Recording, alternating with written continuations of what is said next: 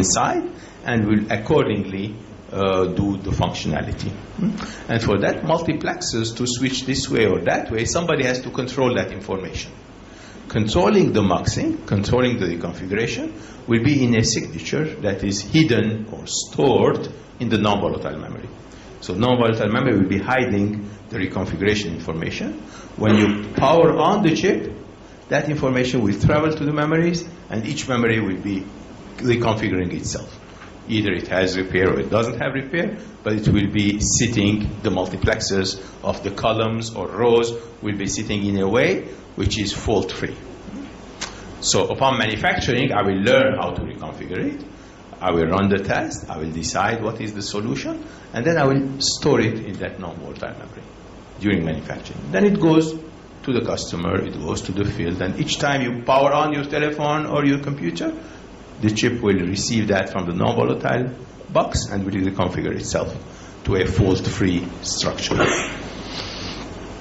And so that's why this non-volatile piece is important, so that it is saving the information and allowing you to repair when you power on the chip. Usually it is one box like this, the non-volatile box, we call it fuse box. This non-volatile memory is one for the entire chip. And typically it serially sends for every memory the reconfiguration information, and these guys are all reconfigured nicely when you power on the chip. When you power on the chip, and this is your test access port, often you may need to run also a built-in self-test for all the memories. So what you do in sequence, you first bring in the reconfiguration information, you shift it to the memories, you feed the memories with the reconfiguration data, and then run a new round of self-test on it to see if something has happened meanwhile or not. If there is any aging problem that has been created during that window of time or not. So that happens during that local stage. So here what I'm doing is I'm bringing in the non-volatile memory content to my memories, reconfiguring them, and then running my self-test and repair immediately after. So this is typically done in every chip today. Today most of the chips do have in them built-in self-test engine. They have this defect analysis, but also they have this redundancy allocation algorithm. This redundancy allocation algorithm is the algorithm that sits also in the BIST engine, which decides which redundant element to assign it, which spare element to which defective one, right? Because if I don't do my assignments properly, I may consume all my spares, and then at the end I have more defects and I don't have sufficient spares. So there is a decision-making process, especially if I have spare rows and spare columns, if I have redundant rows and columns. For every defect that's happening, what do I assign? Which one do I assign? Do I assign a row or a column or both, and so on? So there's a decision-making to happen in order to consume the spares in an optimal way and maximize the number of failures as they're happening. And typically you don't have time to do a full optimization outside the chip. All of this will happen inside the chip and on-the-fly decision-making. So there's a nice challenge there that the decision is incremental. As the BIST is going ahead, you're also assigning the redundant elements at the same time. So you find what is failing and you assign something. You find and you assign and you go forward. You have a possibility of changing your mind later on, but that is limited in terms of ability to do the changes. Okay? So that is the redundancy allocation itself. Then I do a repair and I create my reconfiguration data to put it in this.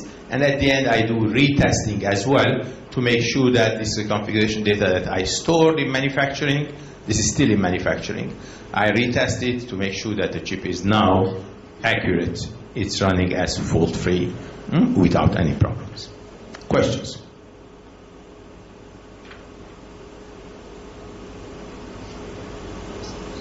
Please.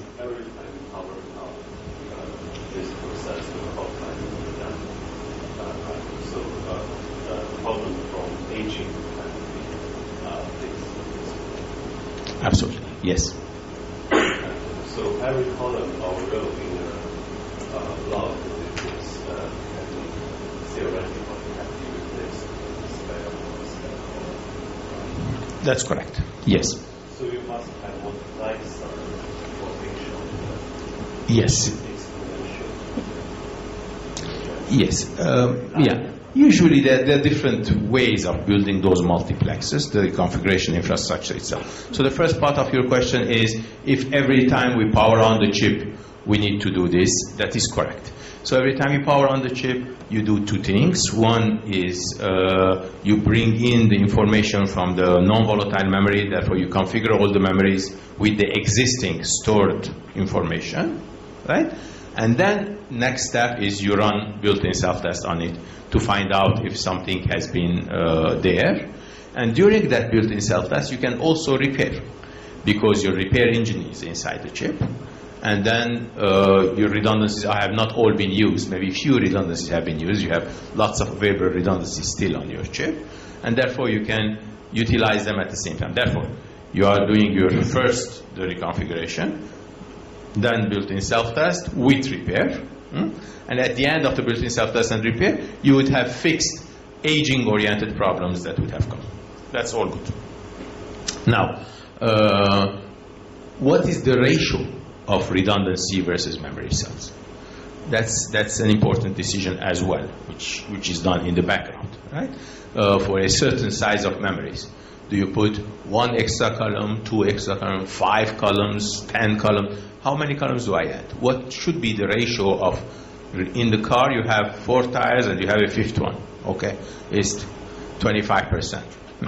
But in the memories, is it 25% or is it 2%? So there are calculations behind that to tell you how much it is. And then there is how you assign them, the multiplexing. The multiplexing, typically, it is shifting oriented. So you don't have 2 to the n possibilities. It's usually, if this is bad, then your multiplexer is shifting 1. And you're using the extra one on the side, right? So basically, you swap this one with the next one, with the next one, with the next one, and you use the extra one on the side. So shifting this way or shifting that way will allow you to bring in the extra columns, right? Without really needing huge number of muxes. Because if I put a huge network of multiplexing at the end, it will slow down my memory operation, right? And I cannot afford to slow down too much. But by shifting this way or shifting that way the columns, I don't spend too much delay in doing my reconfiguration, my multiplexing. You see my point? Okay, you're welcome. Other questions?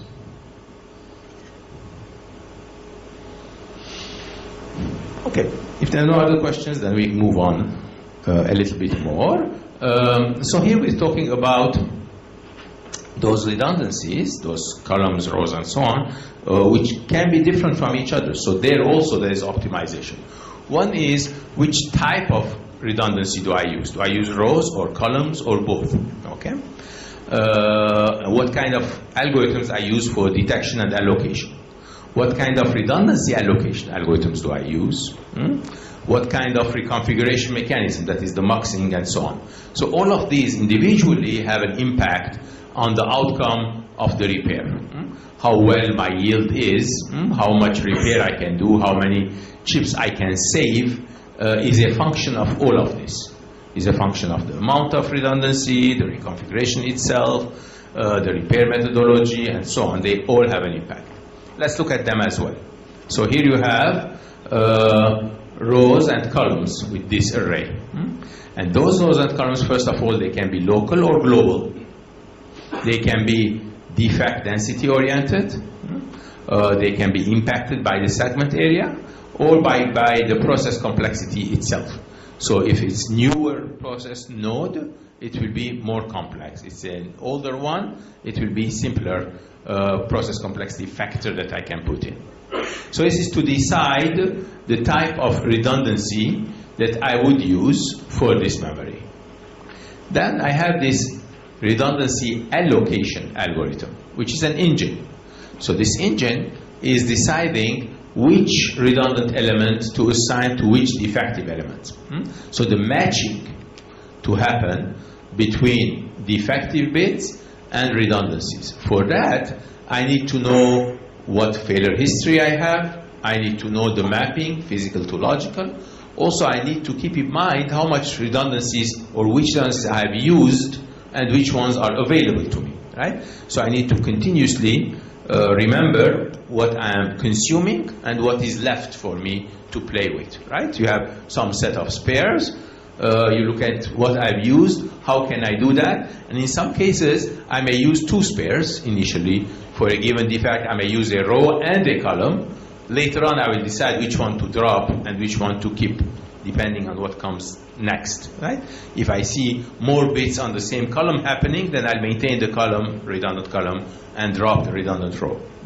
If I see the opposite, I'll also do the same. So it depends on the outcome and the results that I'm analyzing here. So all of this will have a good chunk of impact on repair. However, the redundancy allocation algorithm will also occupy some space. So when we were talking about that 1% or 4% area earlier, that area will be impacted on how much intelligence I put inside the chip, inside my engine, because that's an extra intelligence that I require to maintain this functionality. Questions?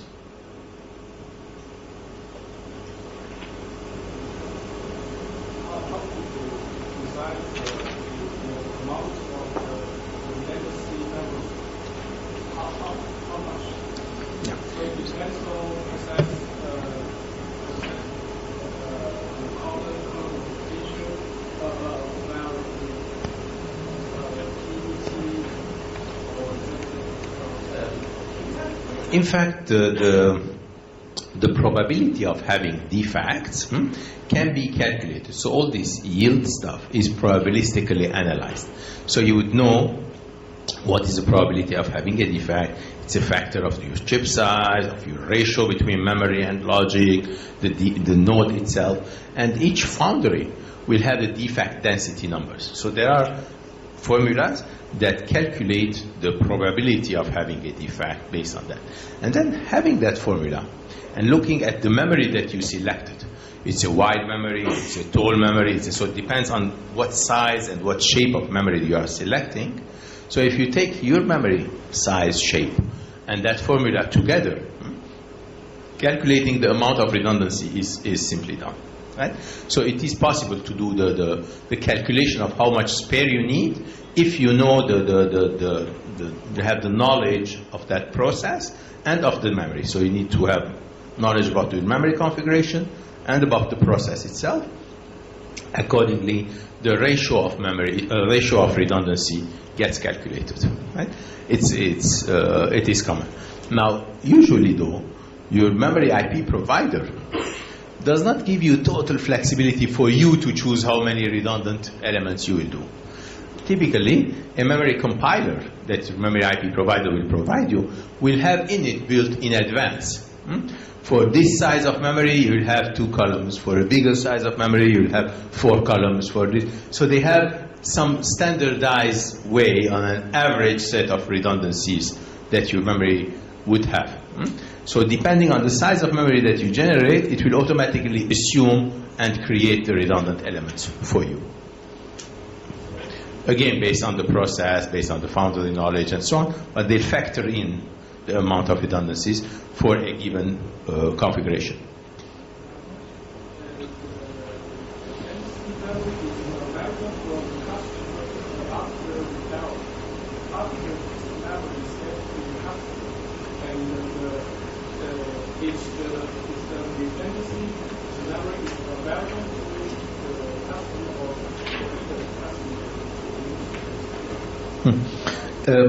It depends.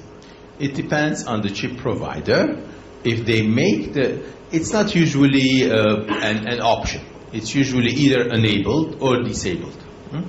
For instance, memory providers, DRAM providing companies, there are some in Korea here. So those lock the redundancies. So they use the redundancies during manufacturing. After that, you don't use the redundancies. Usually, it's not something that you use.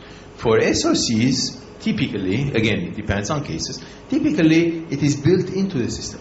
So when you power on your chip, the self-testing and repair using the redundancy automatically happens without you knowing even. So it's not something that you, as a user of your computer or your car, you know that that is being used or not. Just the fact that it's being initialized is part of the initialization process that goes on. So it is the chip provider that enables that. Sometimes it is based on what the system requires. So a system company would say that, for me, I would require that if you are a networking company and you want your system every time it's initialized to do certain sequence of things, you'll put it in the requirements for your chip to do that. So I tell my chip supplier that when I'm going to initialize my chips in the system, I want them to be able to do an extra repair cycle each time with the initialization process. And that will be a functionality of your chip that will come in. So there's no one answer to all. So there are different ways of handling it. The best thing if the system company requires it, and accordingly it is handled. Yes? Other questions? Yes?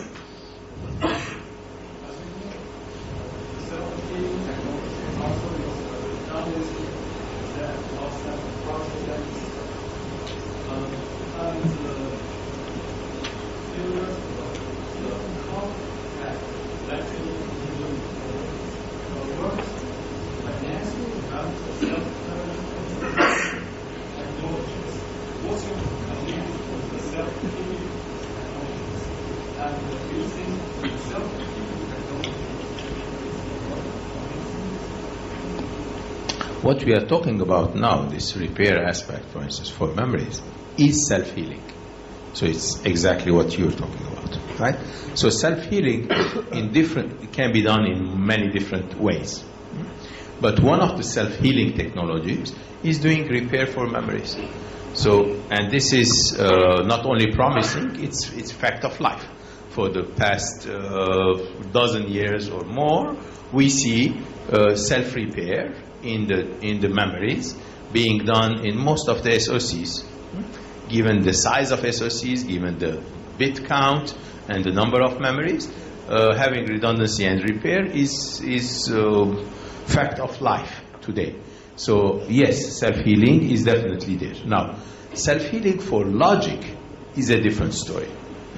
For digital logic blocks, not memory blocks. There are certain defects that could happen. There are certain techniques that have been discussed or introduced for adding some type of redundancy and some type of a reconfiguration for digital logic.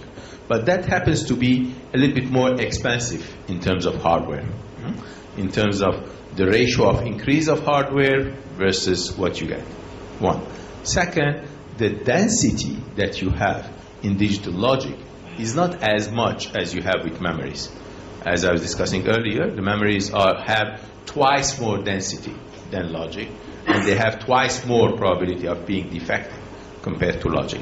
So for that reason as well, so being more expensive in terms of hardware and being less probable to be defective. So self-healing of digital logic is not very common, is not common at all today.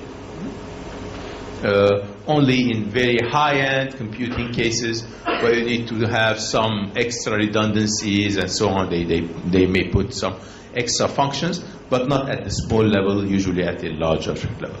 Okay, so the self-healing is mostly in the memories, as you see here, and that is very well received and very practical today. Other questions?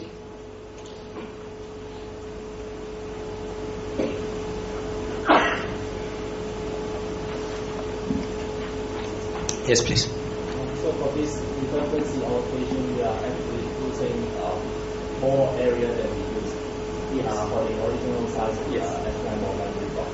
Yes. And why don't we at the very beginning we utilize all the area we have, and then we just disable the 40 lines or columns that we detected. And what is the advantage for the redundancy allocation over the method that I use? mentioned. The method that I like utilizing all the area in the first place. What do you mean by utilizing all the area? What is the what's your point? For example, the original design we use 10 columns and 10 rows. Yes. And we add 2 more extra rows and columns. Yes. So why don't we just design a 12 by 12 columns and rows at the first place, and then we disable the faulty the defect lines or rows afterwards. So why don't we just do the simple? The redundancy allocation itself is the logic that is making a decision which elements to use. So whether I have 2 columns or 6 columns or 12 columns, I need to decide which column to assign it where or which row to assign it where, right? So in any case, so there's no first phase or second phase, so there's always a need for redundancy allocation. You see my point? So it's not, if you have redundancy, you need to allocate it. Otherwise, having redundancy without allocating it to somewhere means that you're not using that redundancy. Redundancy allocation means simply you're saying that this is my spare, this is my main memory. If this failure is happen, I'm judging, so somebody has to make that judgment. I'm judging that this column number 5 has to be assigned to this one, and this row has to be assigned to that one. That assignment is the allocation. Make sense? And that I cannot avoid it. So it's not an extra hardware that I'm putting in there. But if I do have redundancies, I need to allocate them. I don't have a choice. Now, that allocation itself can be a little bit simpler or more expensive depending on the amount of redundancy that I'm putting. So I will always require some redundancy allocation. But if I have only one extra column and a defect happens, I don't have a choice. I will assign this column to that defect, right? So there's no thinking behind it. If I had 3 columns and 4 rows and I see one defect, then I need to make a judgment. So there is a place for thinking, for making decision, for judgment, right? And it is all function of the quantity and types of redundancies that I put in the chip. So the more quantity of redundancy is there, the different types of redundancies I have, local, global, rows, columns, bits, other things, then there's more decision making to be done. And the more decision making, the more that area is bigger, right? But always I need some area, but it can be a small area or it can be a larger area. Okay? Thanks. Other questions?